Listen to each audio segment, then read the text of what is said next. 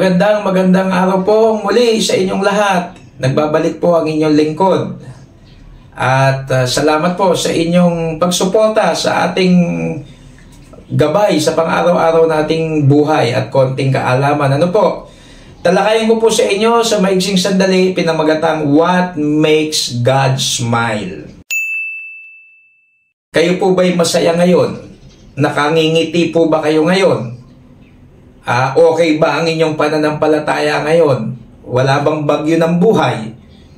Ngayon, kung sagot nyo dyan lahat ay yes, ito po ang tanong. Kung ang Panginoon ba ay titingin sa atin ngayon, makakangiti ba siya sa buhay na nakikita sa atin? What makes God smile? Alam niyo po, pleasing God is the purpose of our life. Pero, yung pagngiti ng Diyos, the smile of God is the goal of our life. Dapat araw-araw ang goal natin, bukod sa ma-please siya, ay kung titignan niya tayo sa ating ginagawa, sa ating pananampalataya, sa araw-araw nating buhay, mapangiti natin siya. Alam niyo, minsan kausap ng Diyos si Satan sa Job chapter 1 verse 8. At ang sabi mismo ng Diyos kay Satan, nakita mo ba ang aking lingkod na si Job o si Job? Walang gaya niya sa lupa. Sakdal, matuwid na lalaki.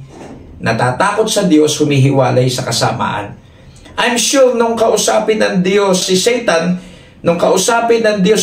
patungkol kay Job, masayang-masaya ang Diyos kay Job. Proud siya sa lingkod niya si Job. So sana ganun din po tayo. Bibigay ko po ng mabilisan yung tinatawag na 5 acts of worship that makes God smile. Okay? I-check po natin itong 5 na to kung nasa sa atin, and then makonclude natin, mapangingiti natin ng Diyos. Unang-una, God smiles when we love Him supremely.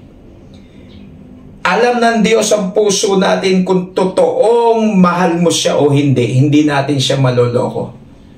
I hope makita ng Diyos mula sa kaibuturan ng ating puso na mahal natin ang Panginoon. At kapag nakita ng Diyos yan, mapangingiti natin siya.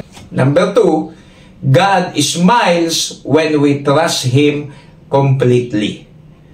Na kung titignan ulit ng Diyos ang ating puso, makita niya, hindi tayo basta nagtitiwala sa ating sariling kakayanan, bagkus nagtitiwala tayo ng lubusan, all in all sa Panginoon.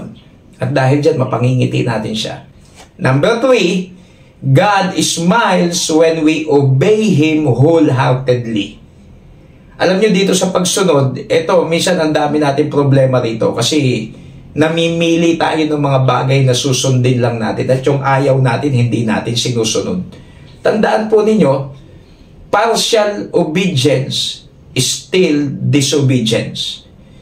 Pagka po sumunod tayo sa Diyos, sundin natin lahat kung ano gusto niya. Huwag natin pipiliin kaya mahirap na bagay na sundin yan o madali. Basta sinabi ng Diyos at yun ang gusto niya, sundin po natin. And the rest, siya po ang bahala sa atin. Sundin natin ang Panginoon kahit anong mangyari sapagkat mas alam niya kung ano makakabuti sa atin. Number 4, God smiles when we praise and thank Him continually. Yung patuloy tayo magpupuri, patuloy tayo magpapasalamat kahit na ano kalalagayan natin sa buhay. And number 5, God smiles when we use our abilities for His glory. Bigay natin ang ating lakas, ang ating best, ang ating lahat-lahat sa Panginoon, yung mapapapurihan talaga natin siya, yung mula sa kaibuturan ng ating puso. Walang laman ang ating puso kung hindi para sa Panginoon lamang. Nawa, kung titingin ang Diyos sa buhay natin ngayon, ay makakangiti siya sa atin. At para magawa natin yan, kailangan natin ng sukdulang biyaya. Sapagat hindi po madali. Muli, ito ang inyong lingkod, ang Peking Kano.